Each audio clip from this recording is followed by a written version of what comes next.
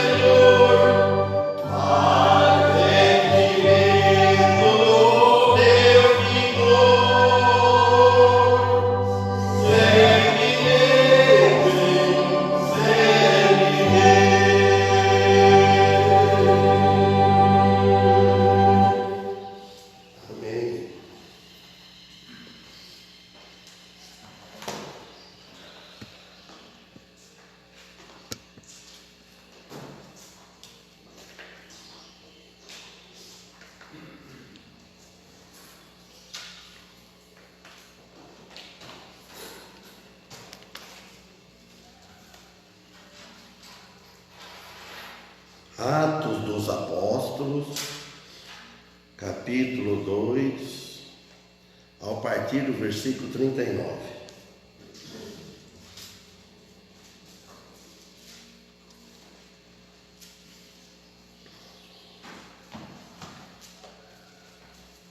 Neste versículo 39, tem várias passagens que marquei para passar, mas eu não vou ler todas, porque não termina esse capítulo hoje. Aí fica só aqui no versículo 39. Então vamos estudando até ver se termina. Então, Atos capítulo 2. A página é 1177 na Fiel.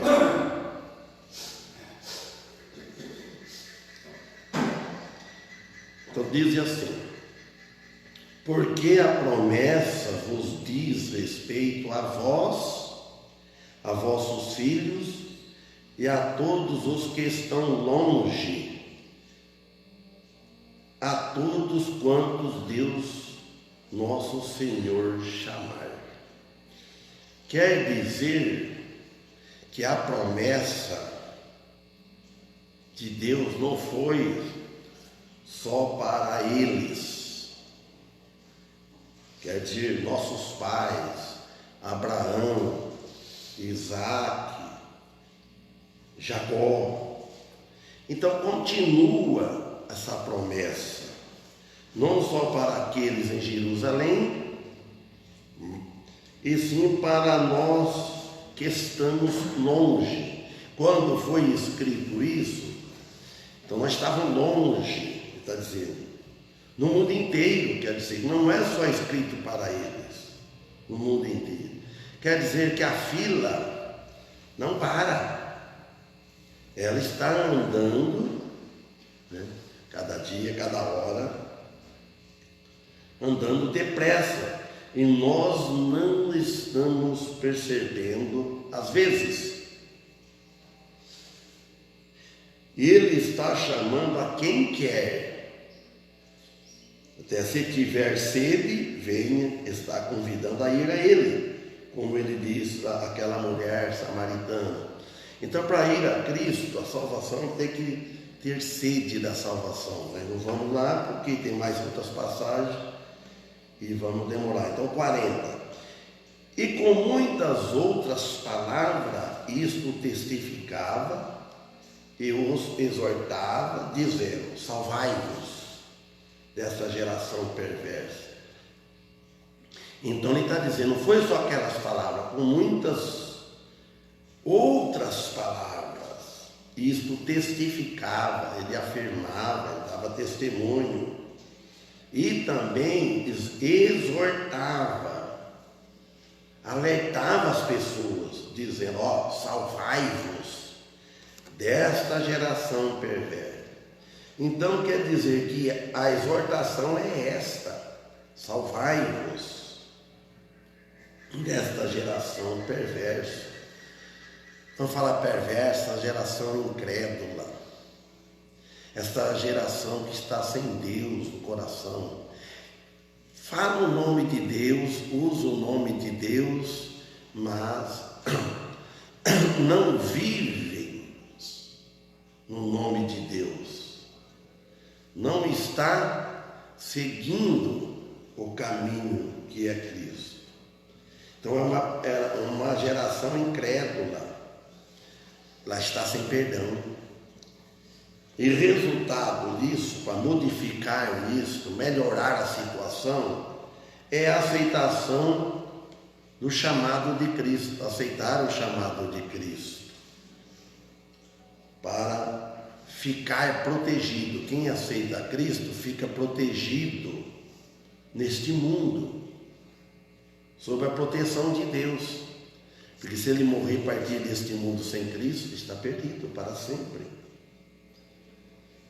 Então 41, ainda João disse assim, 16:33, tenho-vos dito isto, para que em mim tenhais paz. No mundo tereis aflições, Mas tende bom ânimo,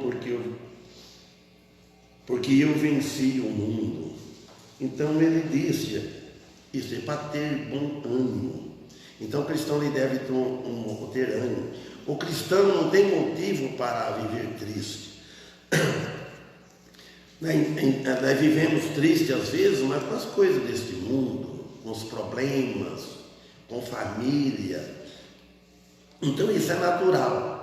Mas triste lá dentro da nossa alma não está triste. A nossa alma está salva, segura.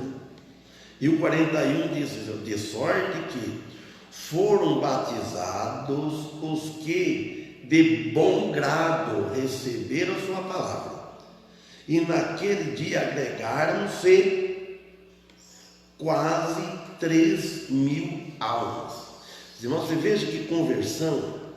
Aqui diz, e foram batizados.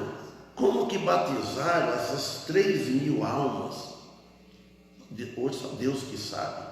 3.000 almas, 3.000 pessoas batizando. Olha, com todas aquelas dificuldades que tinha, que toda a vida teve dificuldade, e o povo aceitaram. Só que alguns acreditaram no que Pedro disse, o que ele pregava. E receberam de bom grado. Quando a mensagem é pregada, a pessoa tem que receber de bom grado. Seja qual for, se é uma mensagem de salvação, se é de exortação, se é de correção. A carne não gosta, irmãos. O espírito da carne do homem não gosta. É para receber de bom grado. Fala, irmão Antônio. Levantou a mão dele. Se for altivo, né? Agora, se for um espírito quebrantado, vai agradecer ainda. Se for altivo, ele não vai receber de bom grado. Então, e resultados, eles entregaram seus corações a Cristo. Porque receberam de bom grado. Quase 3.000 almas chegaram ao arrependimento de seus pecados. Hoje, para uma alma chegar ao arrependimento de pecados, não sei o que acontece, o que impede. Irmãos, eu não gosto de fazer o apelo, que parece que o apelo que constrange as pessoas. Quando tem bastante ouvinte, pessoa assistindo, tem bastante visitante, aí então quer dizer que a pessoa, mas se tiver um som, eu ontem aproveitei um pouco, não vi nem ter começado por causa da oração do irmão Damião, né? Então fala que quase 3.000 almas chegaram ao arrependimento de pecado. Então eles foram batizados em água durante o primeiro dia do Pentecostes. O dia em que se entregou a lei, como resultado da morte de Cristo na cruz. Quase 3.000 pessoas foram salvas. 42. E ao resultado, depois, e perseveraram na doutrina dos apóstolos, e na comunhão, e no partir do pão, e nas orações. Fala que eles perseveraram na doutrina dos apóstolos. O que precisa hoje é perseverar na doutrina dos apóstolos. Não é a doutrina da igreja. A doutrina da igreja deve ser a doutrina dos apóstolos. O que eles ensinaram está aqui nas Escrituras. Nós devemos seguir esse manual que nós temos, esse estatuto. E na comunhão e no partir do pão. Então todos eles, no partir do pão, quer dizer, o pão da ceia, celebração da ceia. Este é um resumo dos elementos essenciais, necessários no discipulado, ou do discipulado, do seguidor, do convertido, do cristão, que eram elementos que os apóstolos haviam aprendido de sua experiência com Jesus. Então, tudo que eles ensinavam, os apóstolos, eles tinham aprendido com o Mestre Jesus. E nós aprendemos com eles e com o nosso Mestre, que é Jesus Cristo. Essa experiência, o ensinamento dos apóstolos, que é o ensinamento de Cristo, a respeito da sua pessoa, da pessoa de Cristo, e a obra, e sobre a responsabilidade deles como seus seguidores. E nós, como seguidores de Cristo, nós devemos ter a responsabilidade, assumir esta responsabilidade de segui-lo, de seguir passando para frente. O que nós aprendemos com Cristo, nós devemos passar aos outros, com testemunho, com palavra, com ensinamentos.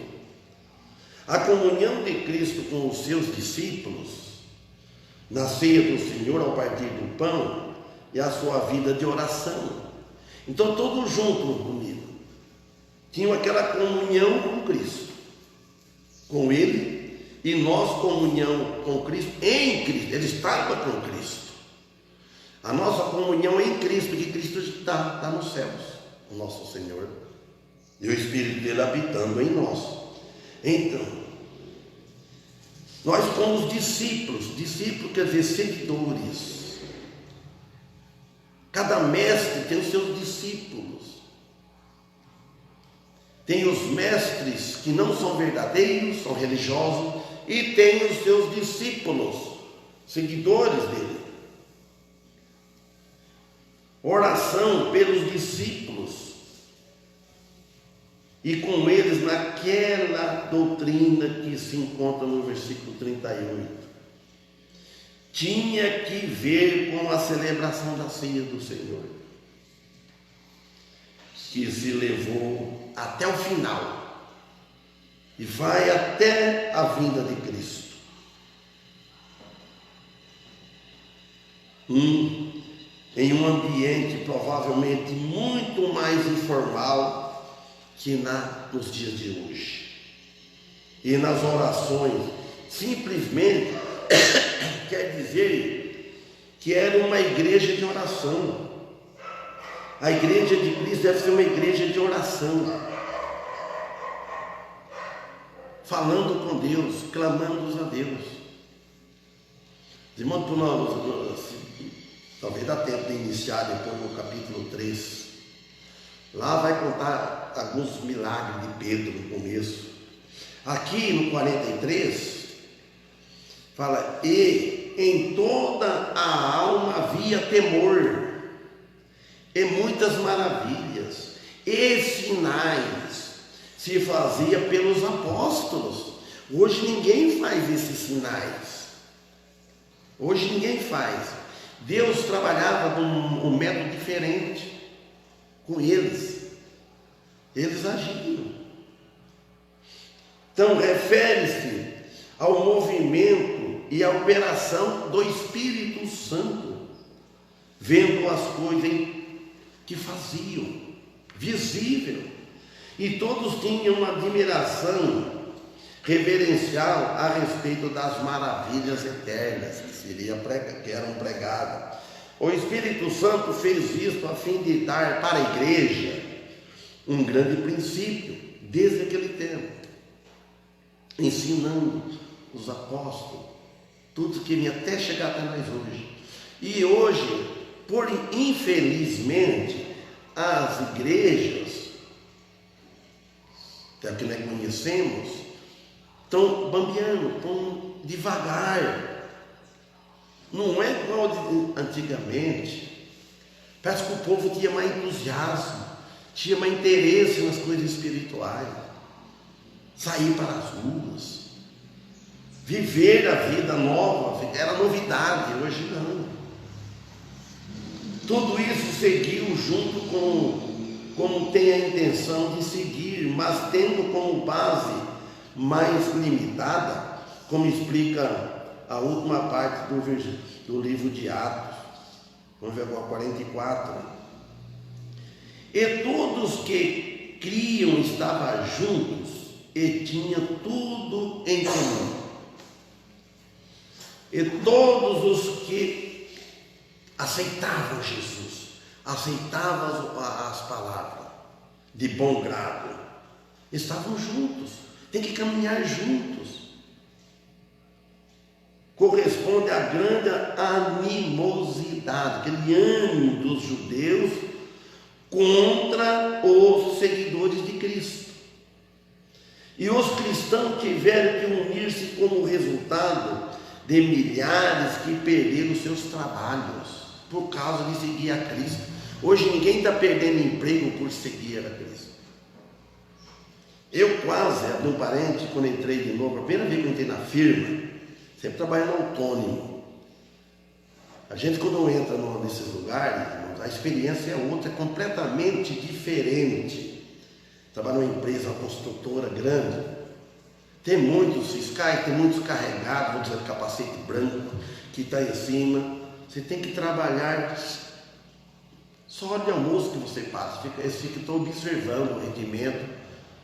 A pessoa sem carregada, ela vai ficar à vontade. E eu comecei a pregar e eu quase que fui mandado embora, quase que eu perco o emprego. Estava nos primeiros dias. Mas depois fui conquistando, não por meu testemunho meu, graças a Deus, sempre me deu esse ânimo, esse zelo, né, por zelar pela palavra de Deus, para defender. Eles foram confiar, acreditando na minha vida profissional, no meu caráter de confiança, que eu falava abertamente. Eu andava até com a Bíblia no pátio, no refeitório. Eu pedi até licença, não pode falar. Sebastião, à vontade. Então na hora eu falava, eles pediam. Pensa bem que coragem que tinha. Uns davam atenção, outros não. Mas alguns davam atenção. Então é por isso. Então aqui você tem que compartilhar o que nós aprendemos com ele, compartilhar com o próximo. Se a pessoa não dá ouvido, mas você pregou a sua parte, você fez assim. E tinha muita perseguição eles. Aqueles que tinham bens materiais compartilhavam com aqueles que não tinham. Isso demonstra a unidade do Espírito Santo que Paulo mais tarde alegava. Vamos para 45. Olha aqui fala: e vendiam suas propriedades e bens, e repartiam com todos, segundo cada um havia de mister. O que era necessário, eles tinham necessidade. Então os cristãos naquela época estavam sincronizados com a necessidade física dos outros. Apóstolo Paulo pedia para as igrejas, para enviar para aqueles outros que tinham perdido o emprego. E isso tudo voluntariamente, eles contribuíam para suprir aquelas necessidades. Tudo, porém, lhes era comum para suprir a necessidade. Comum, eles eram verdadeiros. E venderam coisas que sinceramente não necessitavam, talvez tinha sobrando, a fim de que pudessem ajudar aqueles que estavam em grandes necessidades. Aqui está informando, não está mandando mais fazer isso, está informando. Agora, aquele que tem bastante, tem outro lugar, o apóstolo Paulo, a Bíblia fala, você vai, como é que fala? Te aliviar o outro para te passar a perda. Então, a Bíblia ensina equilíbrio. A Bíblia não ensina para ninguém ficar desequilibrado. Você dá tudo que você tem. Tudo ela informa, dá muita informação para nós. Então demonstrava-se uma comunidade cristã como resultado da grande perseguição que estava perto. 46. E perseverando unânimes todos os dias no templo, partindo o pão em casa, comia junto com alegria e singeleza de coração. A igreja causava muita irritação às autoridades religiosas. Hoje não tem mais isso, é outro comum. Estão todos iguais.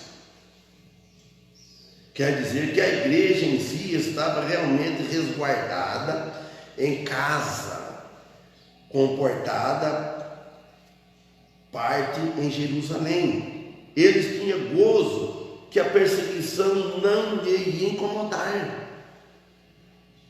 Olha, fala que irmão, perseverando unânime todos os dias. Essa é as igrejas de hoje, as igrejas de Cristo. Perseverar unânime, também está informando, está falando o que eles fizeram.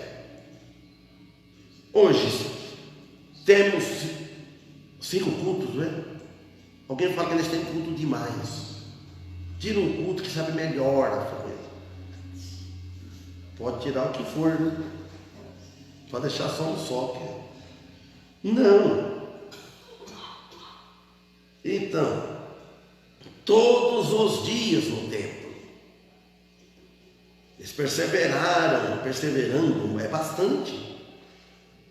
47, o último. Que mais? Olha o que quiseram. Louvando a Deus e caindo na graça de todo o povo. E todos os dias acrescentava o Senhor, agora lá com casa, para a igreja, aqueles que haviam de salvar. Se tivesse um jeito de convencer os membros dessa igreja, toda a noite, vamos reunir para nós louvar o Senhor, cantar, ensaiar, cantar, orar, pregar. Esse seria o ideal. Mas vamos chamar a gente de louco, fanático. Agora, capítulo 3.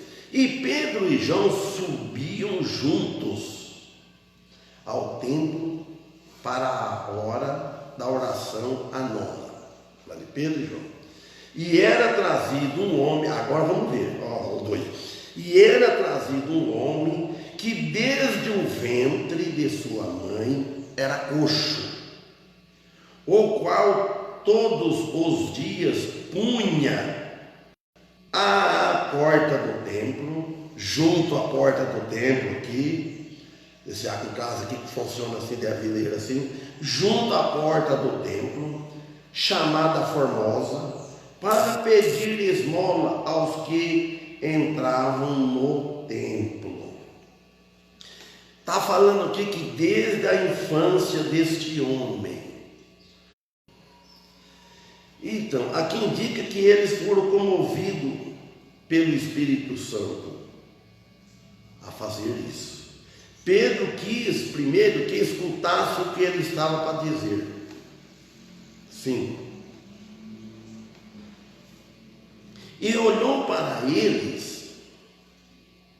Então, ele olhou para eles. O mendigo olhou para Pedro e João, esperando receber deles alguma coisa, ou dinheiro, ou outra coisa, etc. Versículo 6.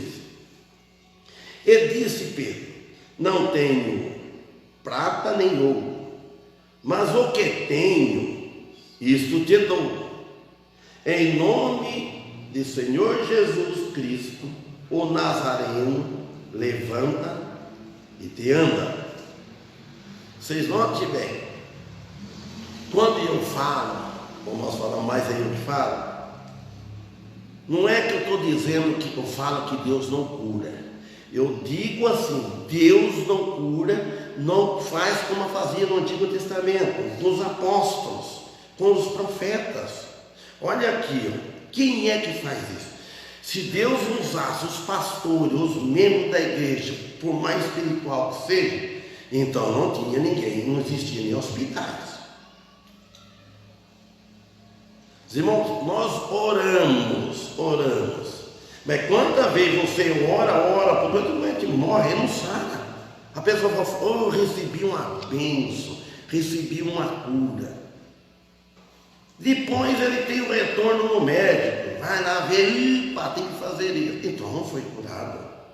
Não é que Deus não cura, Deus cura, mas só que Deus não está curando hoje que nem primeiro usando os homens. Entenderam? Se fosse assim que é um homem mais espiritual, não sei, pelo que nós vemos, igual o Monfere. Se fosse assim, o Monfere não tinha ficado perdido a visão, não tinha ficado daquele jeito. Um homem que vivia em oração. Né? O Monfere era um homem que tudo respeitava ele.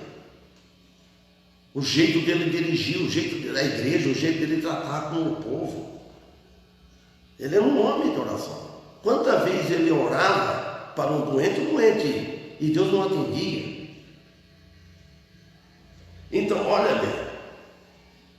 Agora, uma pergunta. Como esta declaração que Pedro deu com respeito à prata e ouro se relaciona com a mensagem moderna hoje da avareza?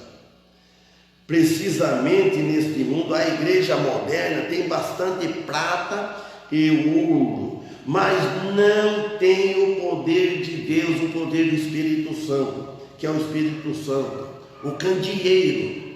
Muitas igrejas estão ricas, têm dinheiro, assim, poder financeiro, entra muito dinheiro, vira empresa, mas o candeeiro, o poder do Espírito Santo não tem. Então, versículo 7. E tomando ele pela mão direita, o levantou, e logo os seus pés e artelhos se afirmaram. Você viu só? Você chega assim, alguém te pede assim, está um aleijado, sentado aí na cadeira de roda, que seja. E você fala, me dá só, levanta e sai andando. Não existe. Deus, naquele tempo, para confirmar, usando os apóstolos, a verdade do Evangelho, era com sinais, que o povo quer ver sinais, quer ver prova. Eles falam que hoje é falta de fé, que seja falta de fé. Pode ser, mas eles tinham esse poder. E hoje não tem um ser humano na face da terra que faz isso. Por nome de Deus, não. O diabo também usa as pessoas, engana. Então Pedro disse para ele, no versículo 7 nós vimos aqui, não foi com orgulho, não foi presunção de Pedro, mas sim a fé em ação e o milagre. Versículo 8. Exaltando ele, pôs em pé. Olha bem para ver, curava mesmo, 100%, 1000%, não tem como basear. Você ora a Deus, pede a Deus, e a mulher discutindo comigo ontem sobre esse assunto. Eu falei, estou falando que Deus não cura? Não estou falando que Deus não cura. Estou dizendo que Deus não age hoje como antigamente. Antigamente, os apóstolos, olha bem, exaltando ele, pôs-se em pé e entrou com eles no templo, andando e saltando e louvando a Deus, e sendo que ele era coxo, aleijado, sem andar, desde o ventre de sua mãe. Esse camarada aqui, esse homem que não sabia o que era andar, Deus outros andar, ele não tinha andado ainda. Felizmente, ele encontrar a hora certa, como o Paulo falou, o lugar certo, esqueci uma frase que dizia que a mulher negou, o lugar certo, não, a pessoa certa, o momento certo, o lugar certo e a hora certa, foi aqui. Tudo que orquestrado pelo Espírito Santo, antes da fundação do mundo, antes de tudo, Deus já sabe.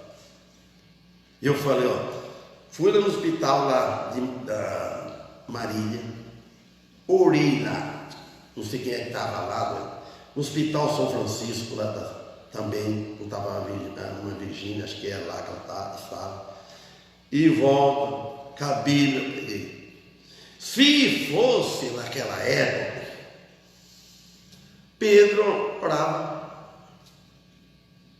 usava, Deus permitia, ele curava. E ela morreu, não sarou. Mas nós não vamos desacreditar em Deus, porque nós entendemos como que Deus trabalha hoje. O que precisa é a salvação da alma. E se nós oramos, se a pessoa, e também nós não salvamos ninguém. Ninguém tem esse poder de levar ninguém para o céu. Nós oramos, se a pessoa crer, ela está salva, isso é garantido. Mas não que ela vai sarar a saúde dela. Então, saltando, exaltando, não é que saiu com a muleta meio devagarzinho, fazendo, como é que fala? Fisioterapia, né? Indo lá, fazendo exercício. Não, vai devagar aí, vai fazendo exercício, vai uma sessão, vai outra. Essa pessoa que quebra, eu passei por isso também, quebrei o tornozelo, fiquei apertado, fiquei tempo de muleta e tal, vai devagar. Não, aqui não. Quando Pedro falou assim, ó, tomando ele pela mão direita, versículo 7, ele o levantou e logo os seus pés, primeiro 6, vamos recordar, não tem prata nem ouro, nada de que você está querendo dinheiro aí para comprar alguma coisa, não tem. Irmão Félix, eu acredito que ele não tinha prata nem ouro, mas bronze tinha. O irmão Félix achava que ele não estava sem nada no bolso. Vocês lembram que o irmão Félix mencionava isso? Ele não esquecia de falar isso aí. Agora ele fala, o que eu tenho, mas o que eu tenho, isso que eu dou. Opa, ele pensou, o que será que é? Com a expectativa, que será? Vem coisa boa aí. Aí ele falou, em nome de Jesus, ele não falou em nome dele, em nome de Jesus Cristo, o Nazareno. Você sabe que fala Nazareno porque era de Nazaré. Levanta-te e anda. Você pensa bem. Quando Pedro falou isso, que aquela confiança, aquela fé, que ela é falar o homem levantar. Sabia? E Pedro era um homem que nem nós mesmos, não um homem de estupim curto, assim, né? Qualquer coisa ele resolvia. Então, aí depois, no 7, e tomando ele pela mão direita, ó, ele levantou-se logo os seus pés e artelhos se afirmaram. E saltando ele, aí pronto, saltou de alegria, saltando-se, pôs-se em pé e andou e entrou com eles no templo. Opa, são camaradas, são que nem parecia. Andando e saltando e louvando a Deus. Aí ele vinha loucura, mas hoje ninguém tem esse poder. Você foi imaginar a cena aqui, ele deve ser saindo pulando, né? Pulando, porque já está falando pulando e saltando. Saltando, pulando e saltando. Saúde mais do que esperava. E quem que ensinou isso? Se a pessoa que nunca andou, ele não vai saber disso. O que deu naquilo dele? De sair pulando, saltando e louvando a Deus. Ficava só o coxo. Agora o 9. E todo o povo ouviu andar e louvar a Deus. E constantemente ele louvava, era constante. O 10. E conheciam-no, pois era ele o que se assentava a pedir esmola à porta, junto à porta formosa do templo. E ficaram cheios de pasmo, assombro pelo que lhe aconteceram. Não é para menos. O povo olhar assim. O povo estava acostumado a ver ali. E ninguém resolvia o problema. Acho que dinheiro dava, ele estava acostumado, ia para alimentar-se e tudo. Até que passa o que ele pediu de novo, ele não esperava aquilo. Acho que ele não acreditava que ele via os outros andar. Sem lugar de dúvida, durante anos, mas sua cura era inegável. ficaram espantados, todos admirados com este milagre. 11. E, apegando-se o coxo que fora curado, a Pedro e João, todo o povo correu atônito para junto deles, ao alpendre chamado de Salomão. Discurso de Pedro ao povo. Foi um sermão depois que Pedro disse. Pedro, ele não quis perder de vista Pedro e João, esse homem. Ele ficou atento. Parecia-lhe que sua aflição lhe voltaria, parece, se eles o deixassem. Isto era o que ele pensava. Um acontecimento que atraiu uma multidão, precisamente o que era a intenção do Espírito Santo ao alpendre chamado Salomão, de atrair a multidão. Construído por Herodes o Grande, ao longo do lado leste da plataforma do templo, aonde Jesus ensinou. 12, vamos parar aqui. E quando Pedro viu isto, disse ao povo: homens israelitas, por que vos maravilhais disto? Ou por que olhais tanto para nós, como se por nosso próprio poder ou santidade fizéssemos andar este homem? A multidão que ajuntava de Pedro declarava que a multidão, que Jesus falava para a multidão, Pedro explicava: não, Jesus vive. Se Jesus estivesse na tumba, não tivesse ressuscitado, eles não iam ter esse poder. Se Jesus não tivesse ressuscitado, eles não iam ter o Espírito Santo. E a sua obra continua, na obra de Cristo continua. Ele tira a atenção de si mesmo e a de João, e ele dirige ao Senhor Jesus Cristo. Hoje ninguém quer fazer assim. Ninguém quer trazer o elogio para ele, esquecendo de louvar Jesus. Aí ele falou, eu falei que parar aqui no 12, vamos parar. Então,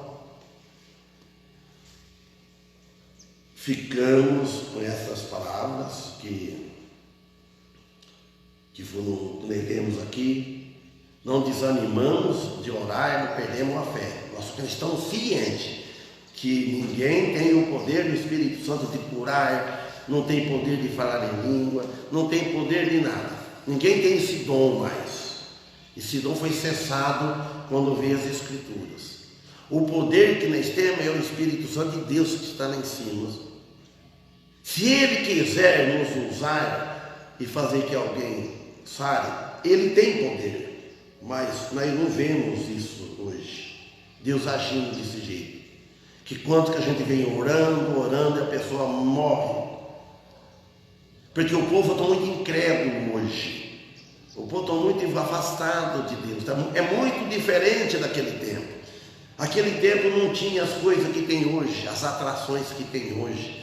Se nós for pensar naquele tempo, como é que vivia esse povo? Não tinha televisão, não tinha rádio, eles não tinham carro, eles não tinham o que nós tem hoje, né? Qual a diversão deles?